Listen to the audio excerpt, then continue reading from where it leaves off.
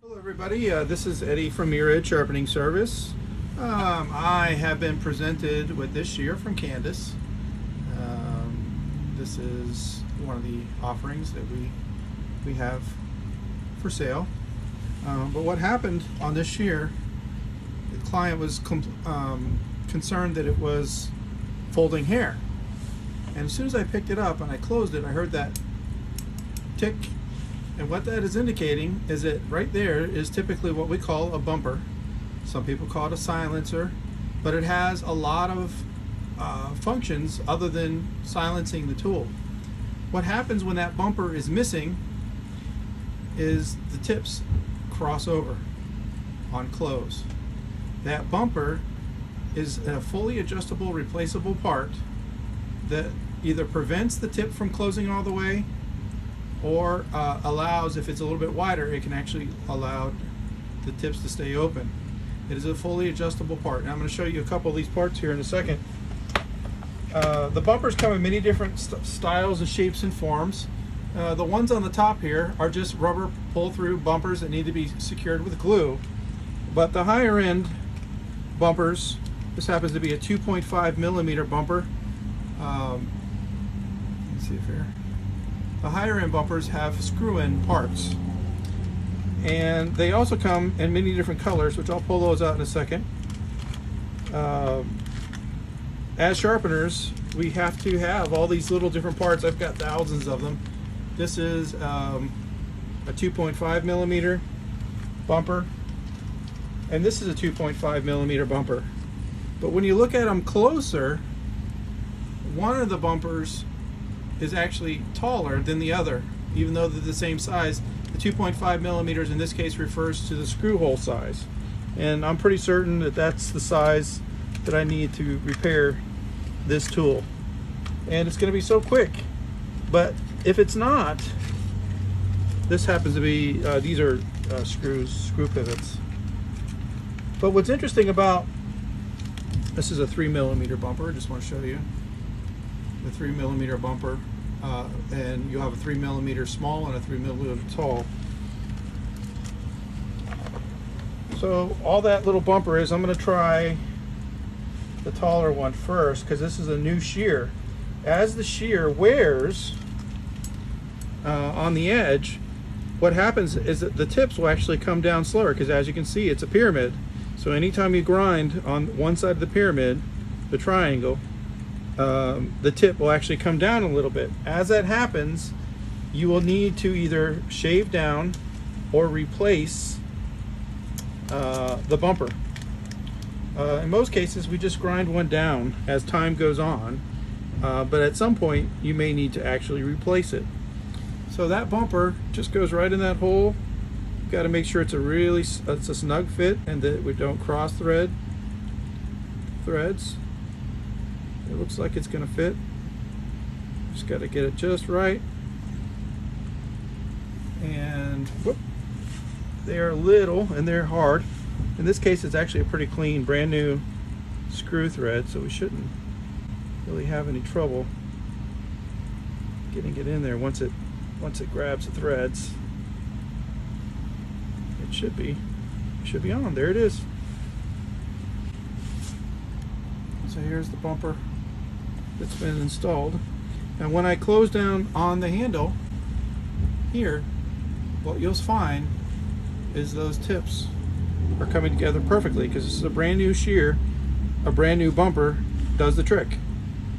But on an older shear, this bumper may need to be the plastic on it may need to be ground down a little bit, or we may need to go to a smaller size bumper, or in extreme cases where they get really old, we end up going to these temporary rubber bumpers that we can grind quite a bit and still provide the silencing and the distance necessary on the tool. So what happens when the bumper is removed or falls out is damage can occur on the very, very tip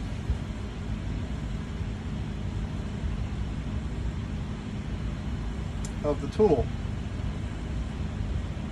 And you can see where the little tufts fuzz are on there, and you can see how it's actually raised up on the very tip there. That's actually tissue from just me cleaning off the blade. You can see that raised piece of steel there. It's going to be hard for me to get that in focus. You can see it sticking up there. Either the shear had been dropped to cause that damage, although it's not on the outside of the blade, it's only on the inside. So that indicates to me, and this is the other side of the blade, you see the rub marks there? What happened is when the bumper, when the blades over travel one another, when the bumper is missing, it looks kind of like that. What happens is the two blades, one blade is a spring that goes down and the other blade is a spring that goes up, and they're under constant tension when they close properly. But when they over travel, when the bumper is missing, what ends up happening is that spring loses tension, and now the tips, if you look here, one tip goes below the other tip. So when you pull them apart, the shears damage each other, the tips. They actually push metal around, and that damage is what we're seeing on the tips of this tool here. That's damage from the shears over traveling one another, and then being ripped apart, causing the steel to be pushed.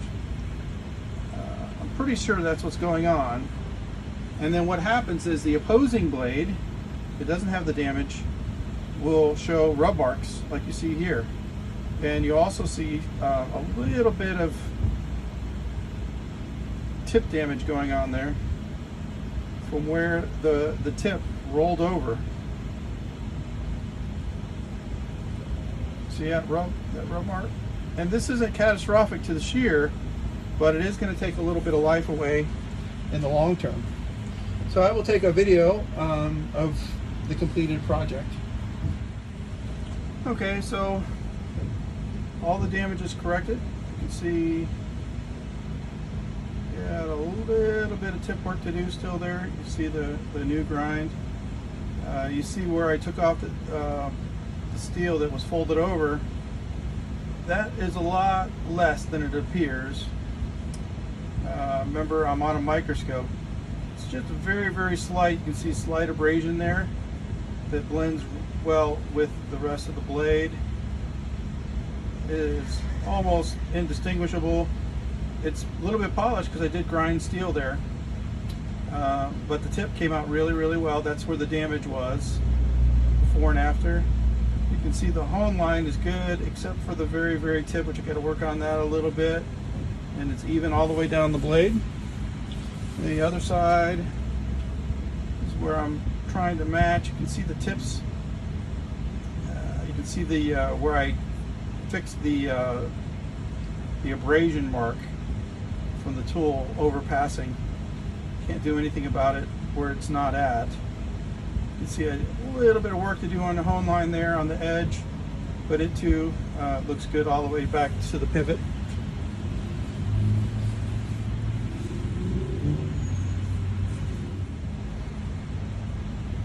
I worked on the hone line a little bit more, and you see it's now better. I also worked to blend in the repair. You can see it's just divoted just a little bit on the corner there. Let's see if I can get it to come in focus a little bit better. Just slight. Nowhere near as bad as it looks from the top side.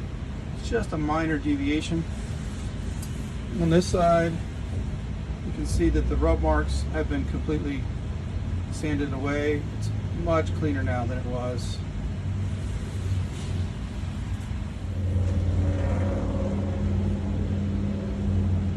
So here's the edge with the damage. Nice clean hone line is now on the shear. I'm going to show you on that same blade. It actually has a progressive convex. So the tip is actually at 35, and you see it transition to the back. It's actually a 40 degree in the back. A little bit of cleaning to do there, but the convex looks really, really good. The only reason why I thought it was a progressive, see, here's the other blade. There's the 35 at the tip, true convex. A little going on there. Work on that just a little bit. And then it's 40 in the back, nice and clean. I would not have put a progressive edge on there, but sometimes I'll find one blade's got a progressive edge and one doesn't. In that case, I just make it a non-progressive edge. But when I find both blades were ground with a different tip than the back, then I'll always try to reproduce that, because that's what the manufacturer intended it to be. More than likely, it wouldn't make that mistake on both blades by error. It's more likely the intention of the blade. So I'll put this together in a video for you guys shortly. So here's a detailed image of the hone lines on the inside. Both are symmetrically. The tips look good.